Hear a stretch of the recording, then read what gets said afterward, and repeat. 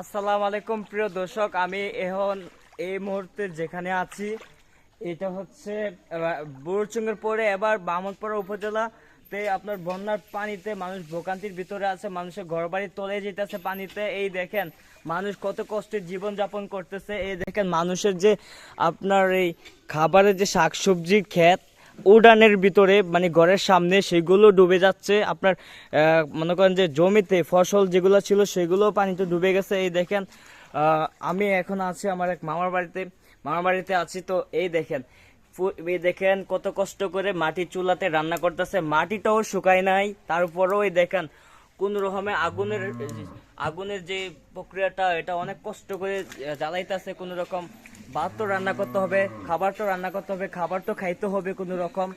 এই দেখেন আমি আরেকটা জিনিস দেখাই, এই দেখেন এই দেখেন ফ্রিজ কই তুলছে, দেখেন ফ্রিজ দুই তলার উপরে বলতে দেখেন বাঁশ দিয়া কোন রকম 3টা বাঁশ দিয়া মনে করেন যে সাপোর্ট দিয়া ফ্রিজটা উপরে রাখছে যদি পানি না লাগে। ঠিক আছে, ওকে আমি এখন চলে যাচ্ছি। এই এই দেখেন এই উঠানটার অবস্থা দেখেন, এই উঠানের অবস্থা দেখেন প্রিয় দর্শক, কি অবস্থা, ঘর বাড়ি ডুবা দেব। ওই দেখেন এইগুলা কিন্তু শাকসবজি গাছপালা ছিল। তো প্রিয় দর্শক আপনারা ভিডিওটি শেয়ার করে দিবেন, আশাবাদী আপনাদের কাছে আপনারা ভিডিওটি শেয়ার করে দিবেন। এবং আমি আপনাদেরকে এদিকটা একটু দেখানোর চেষ্টা করতেছি। দেখেন এটা ছিল আর কি আপনার পুষ্করণী, এখানে অনেক মাছ ছিল। বাংলাদেশের এবং আমাদের কুমিল্লাতে যত বন্যা হয়েছে বিভিন্ন জায়গা থেকে আপনার মাছ ছুটে গেছে পুষ্করণী থেকে। এখানে হচ্ছে গবাদি যে পশু আপনার এই যে পশুর যে খাদ্য সেগুলো মনে করেন যে পানিতে একদম মনে করেন যে ভিজে গেছে। ঠিক আছে, মানে পশুর যে খাবারের ওইটাও অভাব একদম। দেখেন মানুষের যে খাবারের যে ব্যবস্থাটা এটাও একদম অনেক কষ্টের সাধ্য। তো আপনাদের কাছে একটা রিকোয়েস্ট, আপনারা যত তাড়াতাড়ি সম্ভব ভিডিওটি শেয়ার করে দেবেন সবার কাছে, তাদের কাছে পৌঁছায় দেন যারা রেস্কিউ টিম এবং যারা ত্রাণ বিতরণ করে তাদের কাছে। এখানে অবস্থা একদম খারাপ। আমি আরেকটা ঘর দেখাইতেছি, এখানে আপনারা ভিডিওটি দেখুন। এই দেখেন এখানে এই ঘরে মানুষ নাই, মানুষ থাকার মতো নাই। দেখেন চুলাও পানি নিচে চুলা। এই দেখেন কোন রকম এখানে মনে করেন, এই দেখেন ঘরের অবস্থা দেখেন, আর একটু বাকি আছে ঘরের উপর উঠে যাবো পানি। এই দেখেন আমি ভালো করে দেখাইতেছি। এই দেখেন পানি থেকে দেখেন চুলার ভিতরেও পানি দেখতে পাচ্ছেন।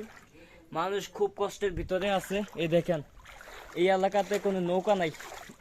এই এলাকাতে বলতে এটি হচ্ছে দুলালপুর ইউনিয়নের দুলালপুর পশ্চিমপাড়া নয়বাড়ি সরকার বাড়ি নামক একটা বাড়িতে আমি অবস্থান করতেছি। এখানে অনেক ঘনবসতি বাড়িঘর আছে। এখানে দেখেন বহুত কষ্ট করে স্থানীয় মানুষরা মনে করেন নৌকার মতন করে কলা গাছ কাটটা তারা এখানে বেড়া বানিয়েছে নৌকার মতন করে। যদি কোনো রকম তার প্রাণটা বাঁচাতে পারে, তার জানটাও বাঁচাতে পারে, তারা অনেক কষ্টের ভিতরে আছে। আমি যেখানে আছি দেখেন কতটুক পানি, আরও সমান পানি চলে আসছে। প্রিয় দর্শক এই দেখেন ভিডিওটি সবাই শেয়ার করে দিবেন। এই দেখেন কি অবস্থা, কি অবস্থা দেখেন গ্রামের অবস্থাটা একবার দেখেন। এই দেখেন এখানেও অনেক বাড়িঘর ডুবে গেছে। ঠিক আছে, এই দেখেন প্রিয় দর্শক আমি এখন এইখানে গবাদি পশু আছে দেখেন তাদের চোখগুলো তাদেরকে যদি একবার দেখাতে যায় আমি, দেখেন তারা কত অসহায় কান্না করতেছে। দেখেন তারাও এই দেখেন কত কষ্টের ভিতরে তারা আছে। আসলে তাদের খাবারের খুব অভাব। এই দেখেন অনেক কষ্টে আছে তারা। ঠিক আছে, এই দেখেন অনেক কষ্টের ভিতরে গ্রামের মানুষ জীবন যাপন করতেছে। এখন বামনপাড়া উপজেলাটা দিয়ে একটু আপনারা নজর দেন, এখানে মানুষ অনেক ভোগান্তির ভিতরে আছে। দুলালপুর, নাল্লা, বেজরা সহ আরও সাইসাপাড়া সহ আরও অনেক গ্রাম ডুবে গেছে পানি নিচে। দুলালপুর ইউনিয়ন সহ এবং বামনপাড়া উপজেলাতে একদম অনেক এলাকা ডুবে গেছে, বেশিরভাগ এলাকা ডুবে গেছে। 100 থেকে প্রায় 99% এলাকা ডুবে গেছে। আর হাতে গোনা হয়তো কয়েকটা এলাকাতে ঘরবাড়ি ডুবে নেই বা উঠানে পানি উঠে নেই।